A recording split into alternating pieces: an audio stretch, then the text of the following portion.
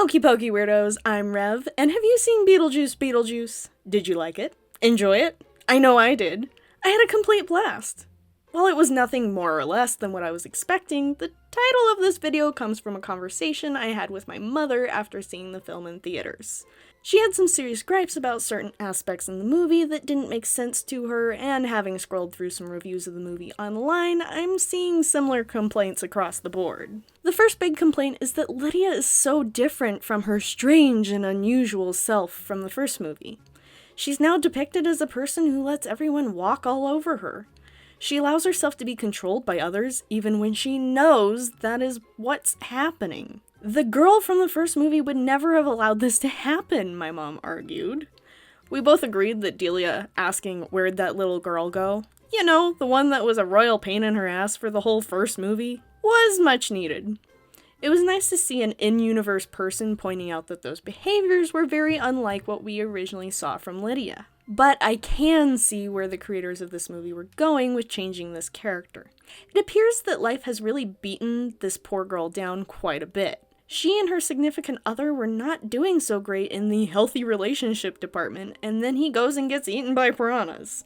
That would screw with anyone's brain. To be going through a rocky patch with someone and then suddenly they die, you never get to work out the kinks, and that can fill a person with a level of regret that could bring them to the point that Lydia has reached by the beginning of the second movie. This concept also plays along with the character arc of the whole build-up. I myself do not think Lydia needed a character arc for this movie, because the promotion of the film was really pushing that this was supposed to be Astrid's story. The fact that this version of Lydia got so much screen time was a little jarring to me. But it is a modern Tim Burton film, so I wasn't going to expect the same dark, whimsical audacity that we got from the first movie.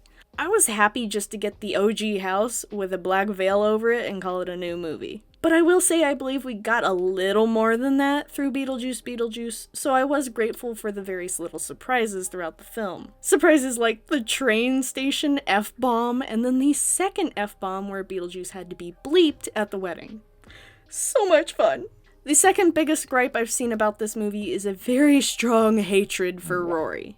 And not just a dislike for him because he's the villain. People, myself included, detest this character so much because he is so underdeveloped, poorly written, and very blatantly an asshole. A true-to-life manipulator would start out very loving, caring, and protective of the person they're buttering up so that they can get something out of them later on.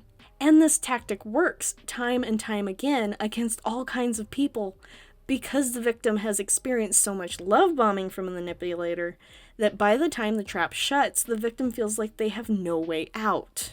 But the depiction of a manipulator in the form of Rory is so obviously twisting Lydia into knots from the get-go that we never get to see the steps it takes to make the abuse actually work.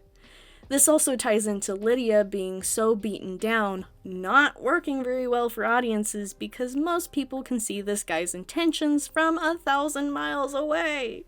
Rory is so poorly written, and it's not the actor's fault, he was working with what he was given, that I feel the lineup of characters shows them off in a beautiful, spooky, fantastical light that they deserve.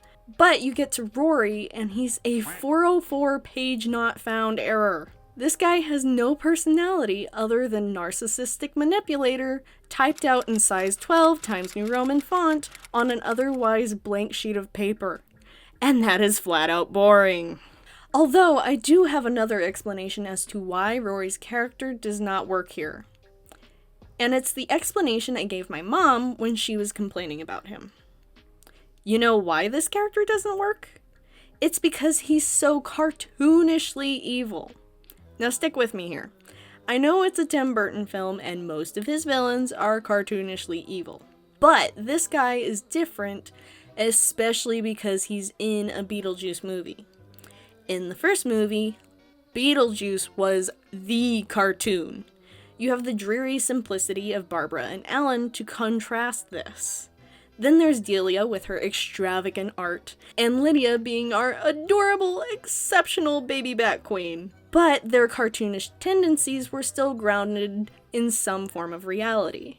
It felt like Delia and Lydia could be people not just in the Beetlejuice world on screen, but also outside in our world. Then Beetlejuice comes in and destroys what little groundedness existed.